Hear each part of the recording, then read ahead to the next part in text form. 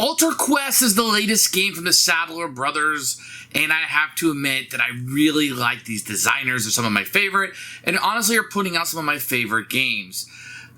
The Street Masters game was pretty cool. I liked that one quite a bit, but Brook City was the one that I absolutely adore and love. I love the parodies, the theme, the multi-card deck, and kind of how the whole thing kind of works together. Alter Quest really builds off of Brook City, but puts you into a dungeon dweller, where you're moving through the dungeon with these different scenarios and different bad guys that are going on, and you have different minions that are coming out, all based on what deck of cards you're using. Now, I know that this system is going to get old at some point. We're going to look back and see how cumbersome it is to have all these decks of cards flowing through. But today, in today's current market, I find this system to be fascinating. And I absolutely love Brook City, and I like Alter Quest. And here's the reason why, is I like the theme of Brook City better. So that theme is going to be better fit for me. But let's talk about this game in general and what I like about it. I do like Dungeon Dwellers. They have the dice that you're rolling for combat and all that, and they kind of get to be the same. Whether it's something like Zombicide or Descent, or maybe you like to play Gloomhaven or something like that. These all have the same thing where you're in this dungeon and you're going through and you're getting loot and you're fighting the bad guys, etc., etc. Well, in this one, you have different decks. Each hero that you have will have a different deck that plays pretty differently, and you have different starting stats, etc. Then the main bad guy you have will have his own deck, will have unique things that are occurring. Then you'll have some minions or henchmen that will come out, and they'll have their own deck. And then, so you have all these competing decks that are kind of intertwined and playing together and playing differently, and it gives you a different experience every time you play. So you might be on this mission, which has its own deck, with these heroes and this bad guy and this henchman. Well, if you just change the bad guy, the experience is very, very different, and the game will play different and likely require different strategies. Now, the more you mix up, the more different that experience is going to be. And this is a true winner for me. Now, anytime you have a game like this with those expansions and how big it is, there's always going to be some rule questions and some facts that you're going to have to look up online, and that's the nature of the beast. So I don't decline the game for that too much, as that's almost expected at this point with a game of this scope and this much. Now, coming from Brook City, I felt like the game's a little bit easier for me to jump into and be ready, like, okay, I've seen this before, okay, that I know, and it becomes very familiar without being the same thing. It is fun to take this structured system and put it into a new environment. Now, I don't know how many times they are going to do this. At some point, you're going to look at all these systems, and yes, each one will improve a little bit on the last one because they're going to learn from their mistakes. At some point, I'm in. I'm in. I'm taking Street Masters. I'm taking the Brook City. I'm taking the Alter. There's a superhero one, I believe, coming out. So at some point, I'm going to have to step back from this and say, hey, pick your favorite theme. Pick your favorite IP. Do you want to be a cop?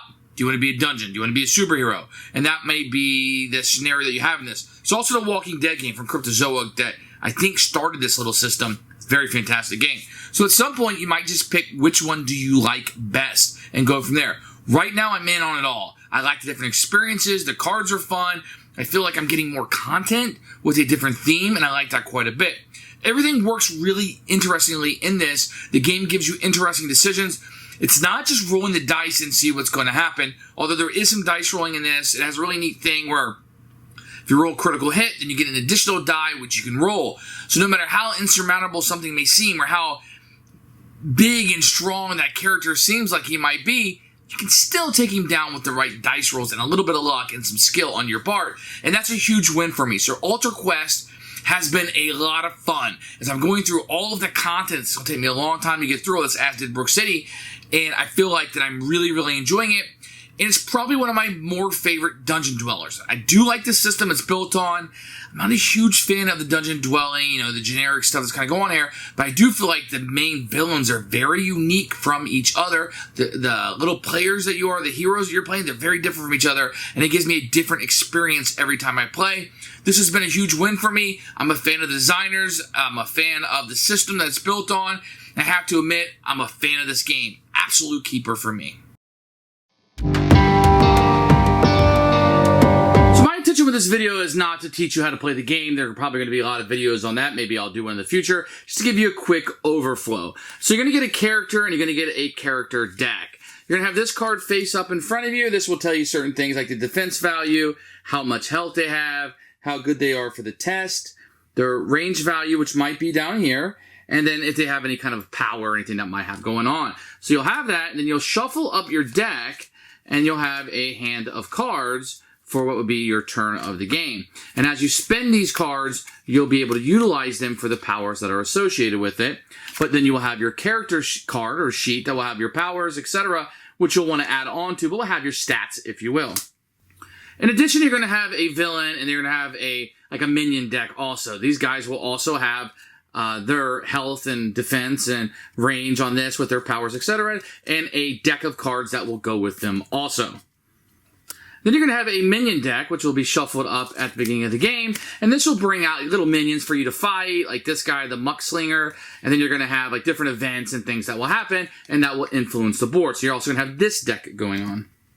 So your character will be represented by a miniature, which will be on the board. So let's zoom in and take a look at what's going on. So on your turn, you can take up to 3 actions.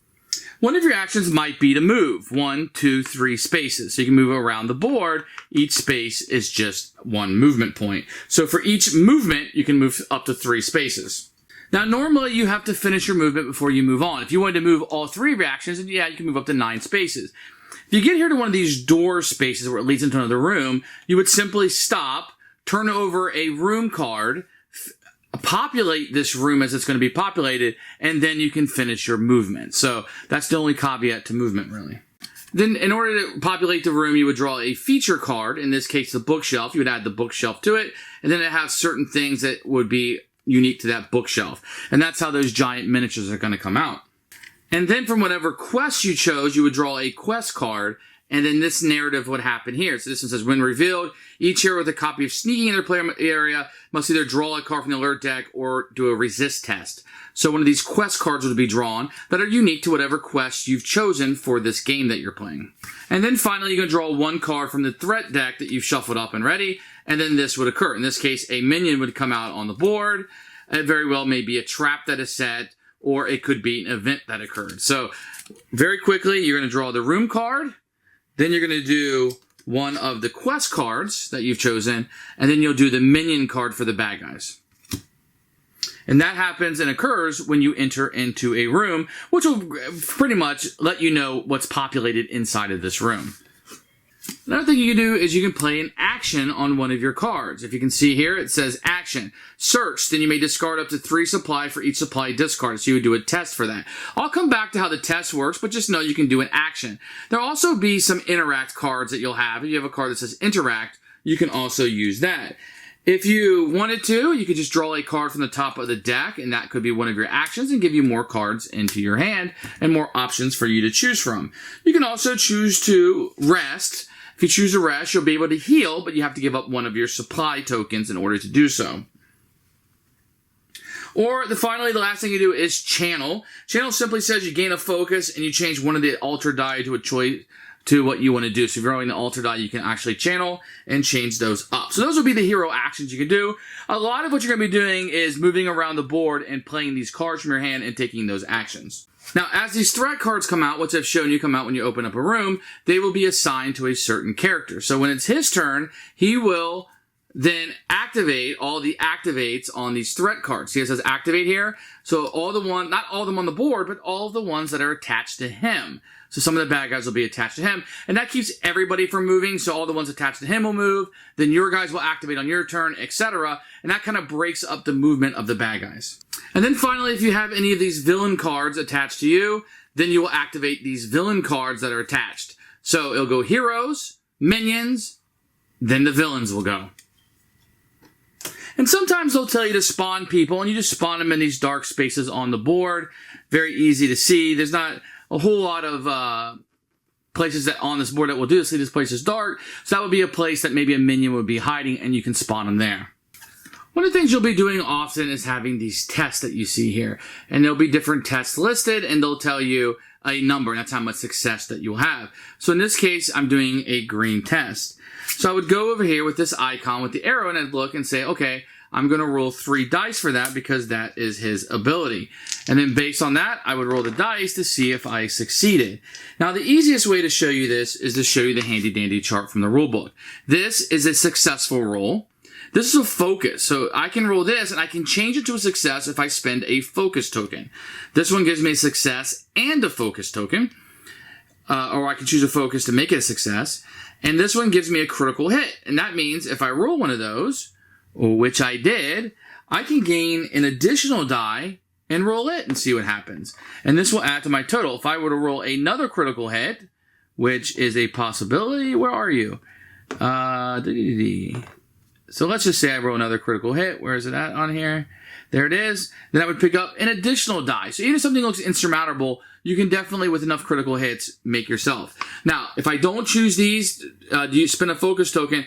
At the end of my turn, any focus that I roll, I will gain that focus at the end of my turn. That's a mechanism that was in Brook City, if you're familiar with that. So that's clearly how tests work. It's not a very difficult endeavor at all. I'm just going to quickly point out these are the ultra dice that you'll be rolling when certain aspects of the game or cards tell you to, and you'll be trying to get certain results on this. And as you do get certain results, it'll go into what's called an alter pool, and that will be able to utilize it. It far exceeds what I'm trying to accomplish here with this. Just showing you kind of how easy it is. You can move, you can play these cards, you can draw them, but the game is very modular because based on what cards you're putting as your villains and which cards you're using as your minions will dictate kind of what's happening on the board as you fight them and go through that. So that's just a quick overview. I don't want to get bogged down too many in rules, but that's just a quick overview of Ultra Quest. Who should buy this game? This is going to be, if you liked Brook City, if you like Street Masters, if you like the Sadler Brothers, if you like dungeon crawlers or dungeon dwellers, this is definitely a system for you. It's a large game. There's a lot going on. For some people, this is going to be a game that they're better taught than going through the book, although I found the book to be very easy to get through. But of course, I had some experience with Brook City before this, so your mileage may vary. This is not a gateway game. It's not a mass market game. I don't say the game is too complicated, but there are a lot of bits to it. There's a lot of card decks. There's things going on. It's very modular how you can pick this bad guy with this scenario, with these heroes, with this henchman, and it kind of shakes everything up. The rules are going to have to be massaged a little bit. There are going to be situations the rulebook is just not going to be able to take care of. You're going to have to be okay with that. But if you're looking for a dungeon dweller, a dungeon crawler that's a little bit different than what you're used to, this could be it for you. They did a really good job with this one, and I'm highly recommending it. Absolute keeper for us.